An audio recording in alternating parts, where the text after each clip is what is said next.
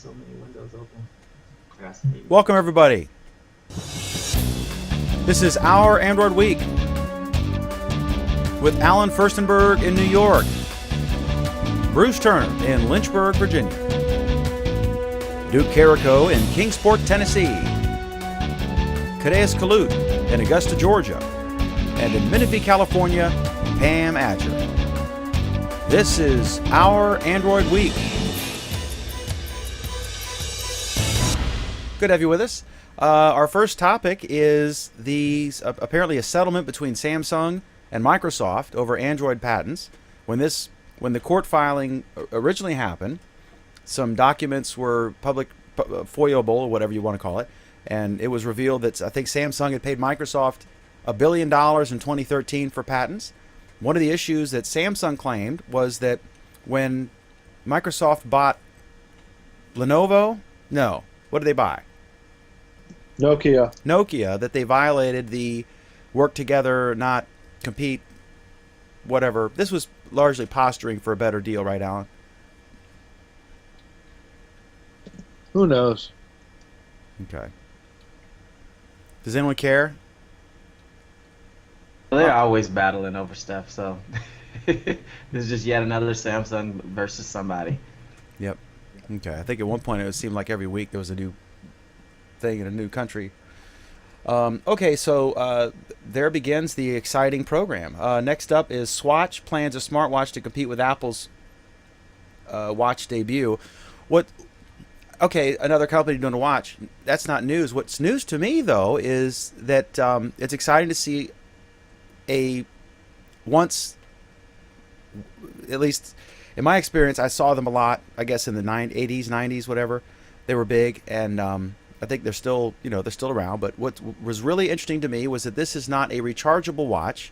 This is a watch with their innovative battery, and I guess you'd replace the battery every so often rather than recharge it, so you're not plugging it in every night. That struck to me as the most interesting thing. So this is not going to be just another Android Wear watch. This is going to be compatible with Windows and Android. Alan?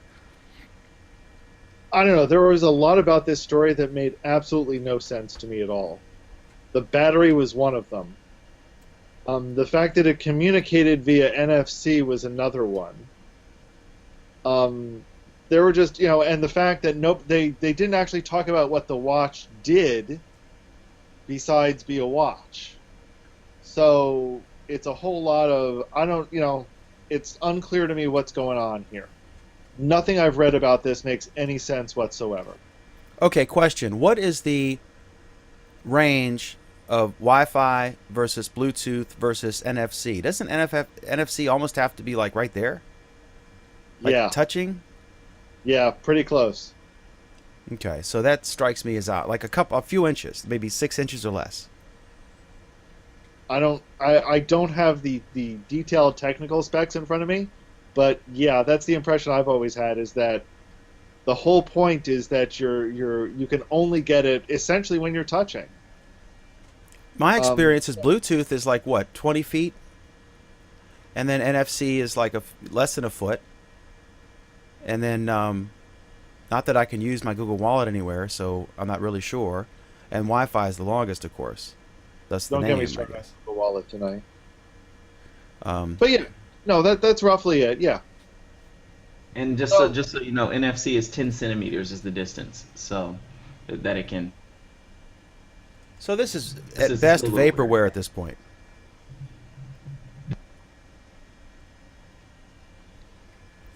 I don't know. Well, yeah, of course it's vaporware, but so is the Apple Watch. True. All right. So there we go. I mean, this is interesting. There's a lot of things interesting about it, but everything I've heard so far doesn't make any sense. The thing that intrigued me was it seems like this is not going to be an Android Wear device, but this is going to be something that will somehow work with Android to get, I guess, some notifications or something. And then I think they're pretty innovative with their... But who knows, because they're not saying. They're just saying, yeah, we're going to have a smartwatch. And not say anything about what the hell it means. It could be the opposite. In other words, it could be that you could have an Android app that, in other words, it's reverse communication. The watch is communicating with the phone so that like the Fitbit functionality or whatever is simply readable on an Android app. You're right, it's a very vague description. I don't think this is going to be a competitor to Android Wear. Anyway, okay. Who knows? We don't know. And we're not afraid to admit it. All right, next up is Apple's iOS has taken a slender sales lead over Android in the United States for the first time since 2012. But I think that they also said in some other countries we're seeing their market share slow down growth or something, or level off, whatever word you want to say. I don't think that's surprising because they had a really gangbuster iPhone release, the 6, and they went after the folks who had gone to Android for the larger screen size. Any takeaways from this, Alan? I would say that it's not necessarily that. I think we measure these things at the wrong times. Like, for example, whenever Apple releases a new phone, usually all the Android phones have been released for the year and vice versa. So I feel like that everybody's measuring at the wrong time. So they say, oh, Apple did better than Android, and then we'll hear 3 months later, Android did better than Apple, because everyone's measuring at different times, is from my understanding, from what I can see anyway.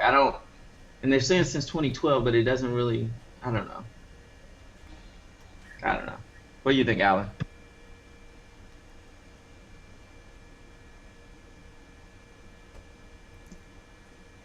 Am I the only one having audio problems tonight? Because both of you sound like crap. He sounds good on my end, I think. Any thoughts, Alan, other than on audio? No. Okay. The next thing is related to this, that I don't see where this is news. Android switcher. Well, okay. Well, that's stop you. Huh? Nothing. 19% of iPhone buyers were Android switchers. I don't think that's surprising. I'm surprised it's not a higher number because nobody's using Windows Phone. And I don't know how many people are using BlackBerry unless they have to use BlackBerry because they're a government worker or whatever. And so there are naturally lots that of leaves people Android. BlackBerry. There are lots of people that use BlackBerry. Voluntarily? Yeah, voluntarily. Really? They hate touchscreens. Okay. They despise touchscreens. And nobody makes a non-touchscreen phone anymore except for BlackBerry. I was looking at one in the store. The keyboard's great.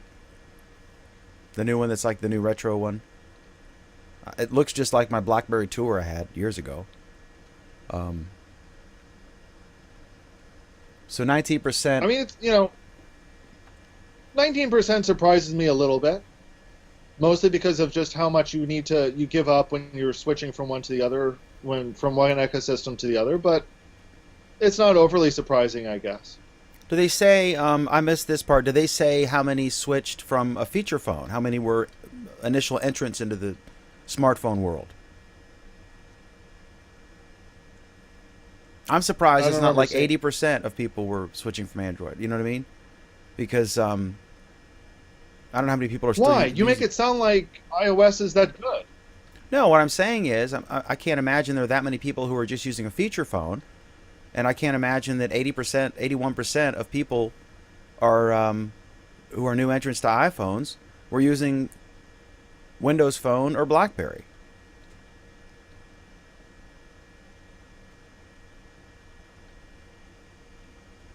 But then we're saying the buyers, right? So that no phones. So okay, most of that 81% is people like who are upgrading their existing iPhones. It's not just new entrants. So I got that wrong. A rare Dan fail. Anything else on this one? We're moving along. All right, next up is this little Android circuit from Forbes that I like, and there's a couple things in here. The leaked Samsung S6 is leaked, and anything in there grab you? In this little roundup from Forbes? Nope. Samsung again. You know how we all feel about Samsung when it's not a TV. Cadeas is all about some TouchWiz. I mean, I think there were like 3 segments in there about Samsung saying almost precisely nothing. He's got to produce his weekly column inches, I guess. I mean, they're speculating about how the S6 is going to be awesome and how they're moving closer to the iPhone 6 design, which is really impressive considering the iPhone 6 is a Samsung clone. I mean, what the I don't know, nonsense, total nonsense. I talked to Craig about that, and he is hoping that they come out with an iPhone Classic that would be the same, like flat sides and rounded edges and stuff, instead of the slippery when wet Samsung-ish Right, because case. that sold so well that they came out with the iPhone 6, which is selling like gangbusters. Not going to happen. I mean, it's an additional option, right? For Not folks who gonna like the happen. form factor. It did sell fairly well. 76.9 million or something. And I think only because they ran out. It would have sold more. But they bought everything, all the parts. Okay, next is Google has launched Android 5.1 Lollipop, and it's available now if you want to side load. If you have a, I guess I'll get No. it. It's not? No. It's available now if you live in India, Oh. and if you get one of the Android One phones that has it, maybe. Well, I saw Nobody's some like- things, like I noticed on my This Nexus article- 7. Alan, this article says that it's available for the Nexus 6, 9, and 7. I'm sorry, 6, 5, and 7. 5, 6, and 5, 6, and 9. Sorry. Why are they It's not screwing specific me? to the area anymore. Are they saying that it is available or will be available? Available now is what the Forbes article that was in the thing says. Okay, because I've heard nobody that actually has it. Yeah, I was actually thinking, I was like, I haven't seen any posts about it, but it says that's what it says. It says Nexus 5, 9, and 6 build. So I'm It's glad that available. they didn't just get rid of that feature, because before I used to be able to hold the power button down, and I had the option to either shut down or restart or go to silent. But that was gone in Lollipop. So they're bringing that back. I guess that was a bug or whatever, an omission. Are there any standout features that we should note here in 5.1? Nobody knows because nobody's seen a bloody feature list. It's in the Google has- article. There's a feature list in the article. No! Look at that article. They said, That's- well, no, Google has not released an official feature list. Everyone is speculating. Here's the full list of features. Maybe. Oh, so this article's that's no- bullshit. Yeah, No it says- fucking kidding! Why am I There's no wasting our time law with that this? says A question law Alan or asks date. himself frequently. All right, Go so ahead, I'm Isaiah. obviously not qualified to. Go ahead, Cadeas. I was just telling Dan that it says right here, no changelog has been announced. So, yeah. So this is more vaporware than the freaking Swatch thing. All right, let's go to No, I mean, cyanogen. the difference is that Google's confirmed that 5.1 exists. They've seen the release build numbers. They've seen it show up in logs, but they've got no idea what this does. They've seen it show up in advertising, but they've got no idea what these features are going to be. They've got no idea what the difference is between 5.0 and 5.1 is what it boils down to. There's just a lot of speculation and a lot of wondering about why Google hasn't said anything yet. Okay. So it's interesting, but considering that 5.0 is on exactly 1.9% of all of the Android phones out there, who the freak cares? All right, so there you have it. Next up is Cyanogen tapping tech giants to build a war chest for a non-Google Android.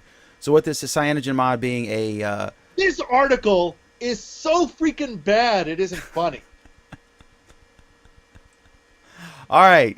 I mean, they're wrong from the first paragraph on. Now, they've got some interesting elements to it, but basically they're saying that Cyanogen wants to make sure that Google isn't the only one that has control over Android. And that's a nice goal and a laudable goal. And then they make stupid comments about how Cyanogen is launching without any Google services at all, which is completely wrong. Because every Cyanogen has Google Play. And if you've got Google Play, you've got all the Google services. And this article has no idea what it's talking about. And nobody who would buy a phone that didn't have access to Play and YouTube and all that crap.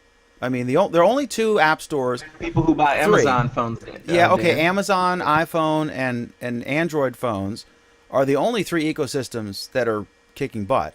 Windows is we're seeing improvement there No. in the U.S. And- market. Who cares about the U.S. market? U.S. market is this. You don't count.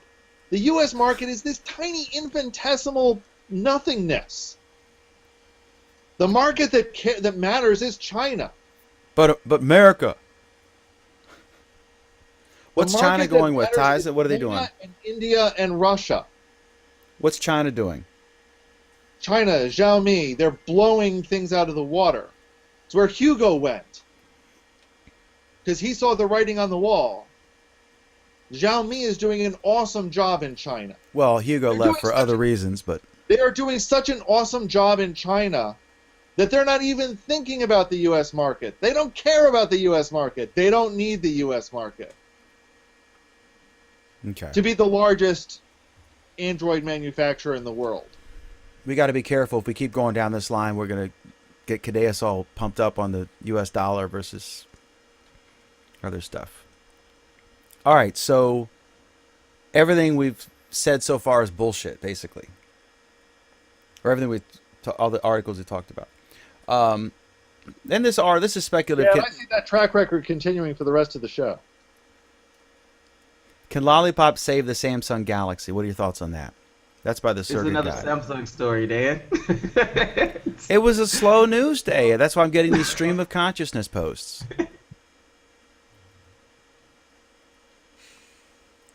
All right, let's just skip that. Is that a stupid article they too? save Lollipop. Hopefully Lollipop saves them. They need to get rid of TouchWiz. Once they do that, then we're good. I hope we get to That's some it. kind of topic that's a little longer so I can freaking pee. You We people. could just end the show. No, there's a couple good gems in there. All right, so Can Lollipop save the Samsung Galaxy? Why would anyone think that the Lollipop could? I don't get it.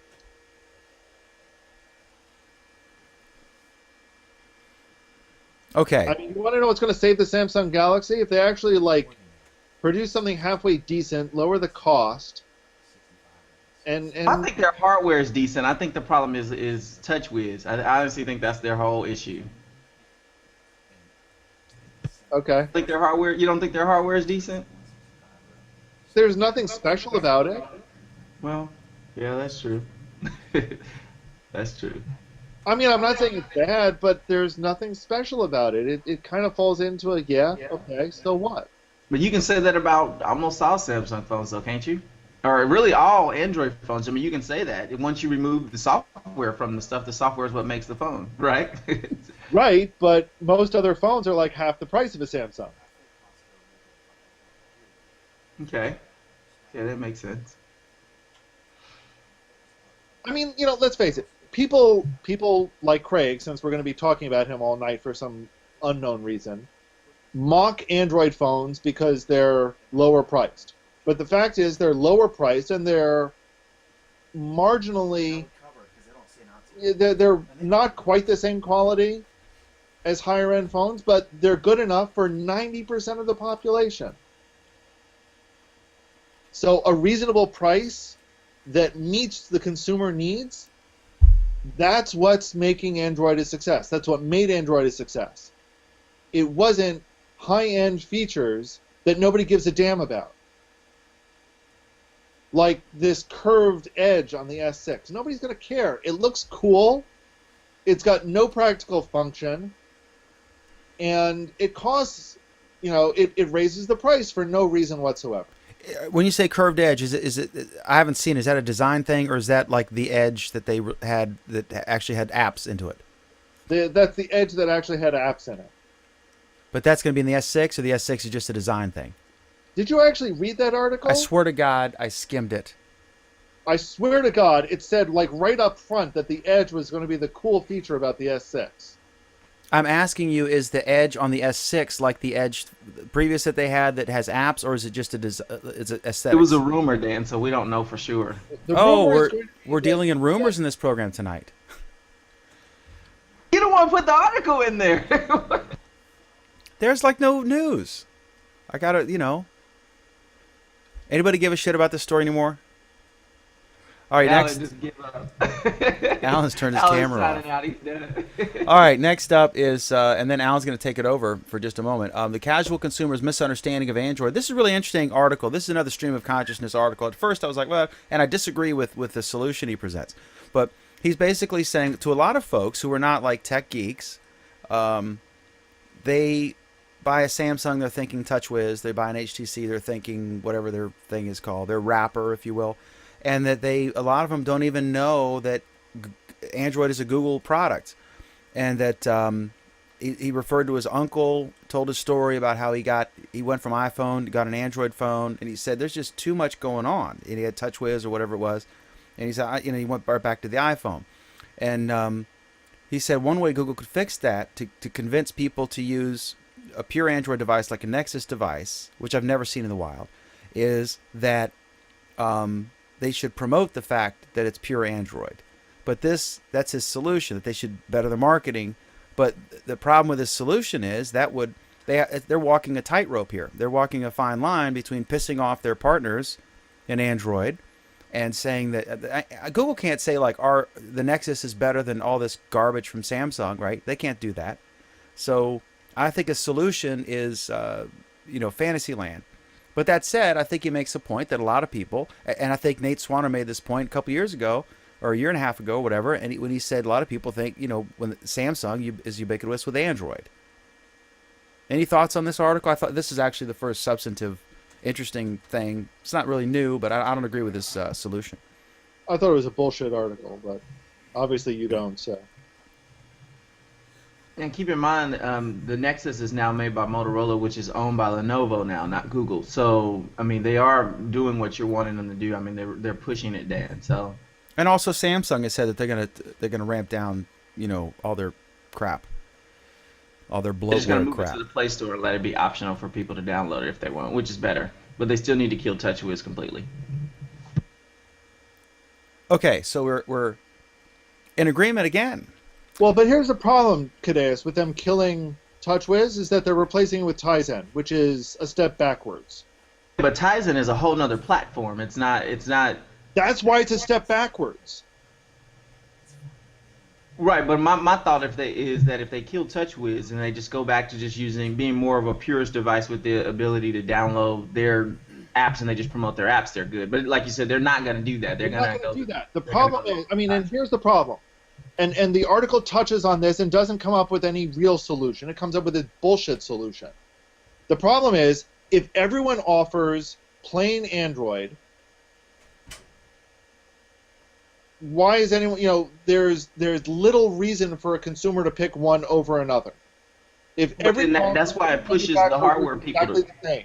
But that's why it pushes the hardware people to actually go back to focusing on hardware. So Motorola, or let's use Samsung, as opposed to running this Tizen and all this stuff, go back to making beasts of phones, as opposed to being so focused on the software and doing mediocre upgrades. I mean, that's how they're milking the industry, is just doing these little software changes and then add another stick of RAM or whatever the case is, just to make it just a little bit better. But that's just going to make it worse, because they're still not going to support software upgrades, because now they're going to want you to buy the hardware. These companies, I don't know. And let's face it, most consumers, when they're comparing two phones, the hardware differentiation is marginal at best. Most of them are using the exact same chipsets. So the only place for them to differentiate is in the software. And Android was designed to work exactly that way. The intent for Android was never to offer a vanilla Android system. The intent was for every manufacturer to build on top of it and to create really innovative stuff in the software. So then what we're saying is that everybody's done a horrible job at doing that. Yeah. Essentially.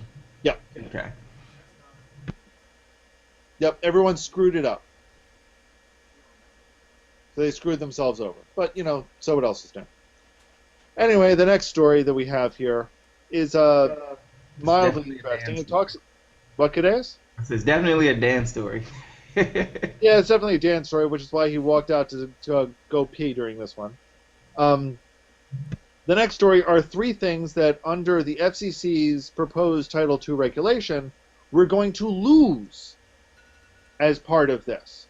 And they're kind of interesting. The first is T-Mobile is going to get kicked in the ass with their free streaming music service can't be free anymore.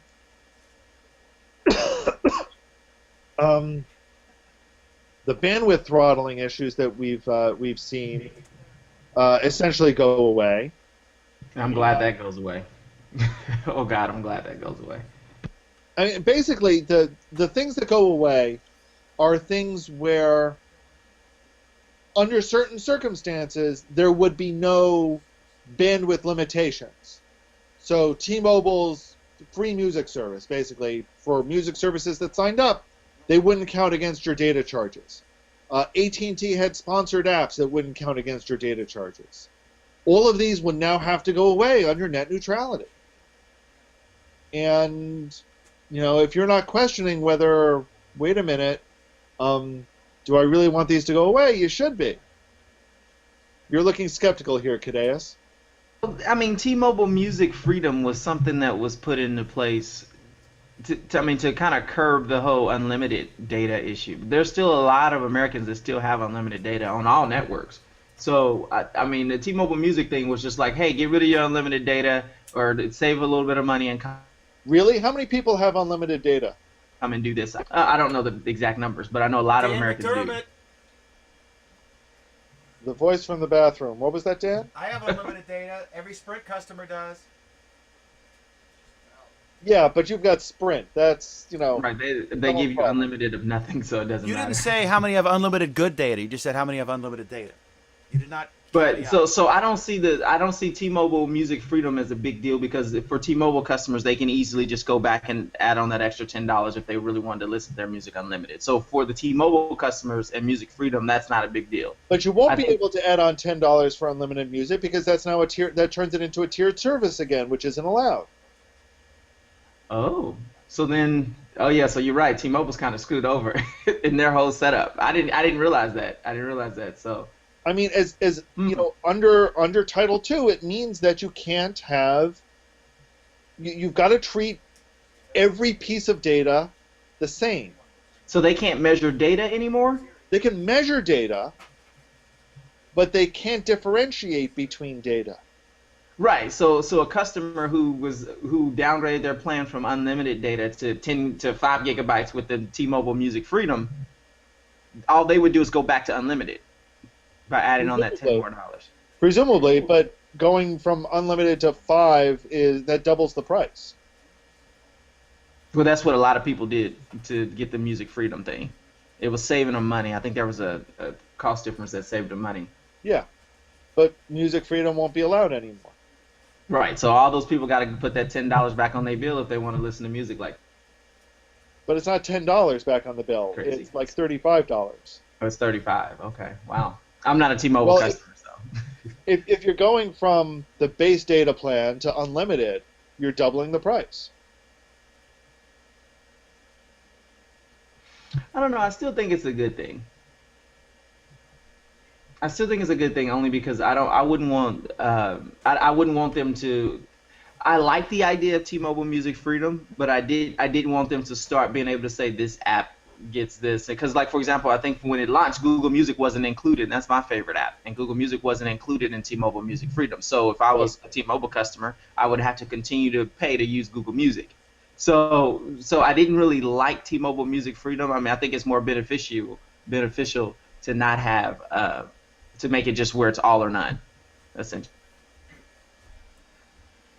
I don't have a problem with Music Freedom, but it's going away, and I think that's still, either way, I think it's a good decision. I got a big problem with Music Freedom because that means if you want to start a music streaming service, let's say you got a bunch of bands that are local indie bands in the local bars or whatever in your town, and you want to start a little music streaming service, you and your college roommate, you don't have the money to pay T-Mobile, and so people aren't going to use your service, even if it's better and it's cooler and has new music, because you can't afford to pay what Spotify can afford to pay. And that's not the point of the internet. The internet is that my YouTube video and Gangnam Style have the exact same opportunity to get discovered natively without payment. And I think that that's a big thing. I think that's what the internet's been about from the very beginning. And there's a good definition of net neutrality in the Wikipedia entry, which escapes me at this moment. Go ahead, Alan. I'm going to look that up. No, because I think we're pretty much done with this subject. Okay. All right. So next is coming up Friday on Google Plus Week. The Republican, one of the Republican FCC commissioners has, there's 3 or 5. There's 5 commissioners, right? Anyway, a Republican FCC commissioner has responded with a interesting series of bullet points. And on Friday, I'm going to ask Alan and whoever else wants to respond, I will too, to each point. And then Tom Wheeler, I think tonight, and I've not read Tom Wheeler's thing because it was right before showtime when I saw it. He came out, I guess, in a response to this guy. But he's defending his plan. And it's interesting that Tom Wheeler, that President Obama came out with a thing saying we should have strong net neutrality protections. Then he pointed out that it's up to the FCC because he doesn't control the FCC. He can just appoint people. And then Tom Wheeler introduces his plan. And the Republican response, they don't even mention Wheeler hardly at all. They refer to President Obama's plan for this. President Obama wants this. President Obama, Obama. Because nobody's heard of Tom Wheeler, but all the Republicans hate Obama, so they throw his name up there. And it may be a White House thing and he's just carrying it. I have no idea. But I just thought that was an interesting and probably smart tactical move from the Republican side. And I'm generally against burdensome government regulation, but I hope the FCC totally comes down and slams these guys.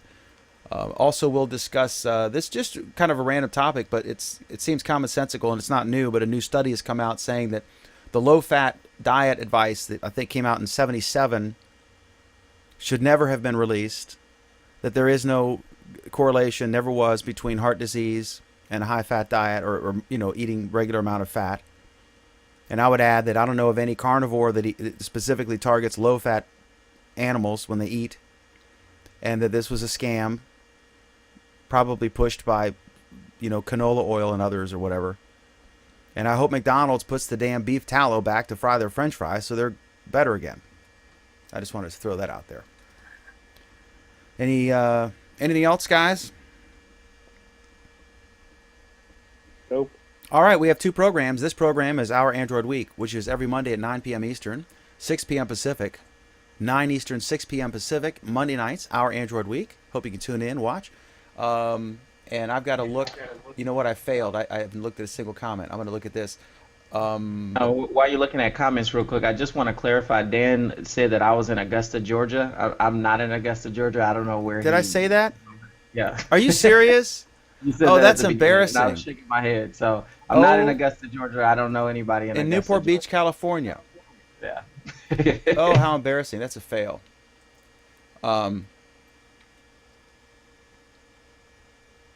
Dotson says, I too am hearing audio drops on the feed, on the live feed. So I'll watch it back and see. I'm not sure what's going on because I was hearing it okay here. So anyway, our other program is Google Plus Week, the longest running show on Google Plus. And that is every Friday. That'll be this Friday at 8:30 p.m. Eastern, 5:30 p.m. Pacific. 8:30 Eastern, 5:30 Pacific. Friday night, Google Plus Week. Hope you can tune in. Thank you all for watching. Thanks for your comments. We appreciate it. Please comment throughout the week, and we'll check them out. We look forward to seeing you next time. Until then, have an epic, awesome, badass Android week. Thanks.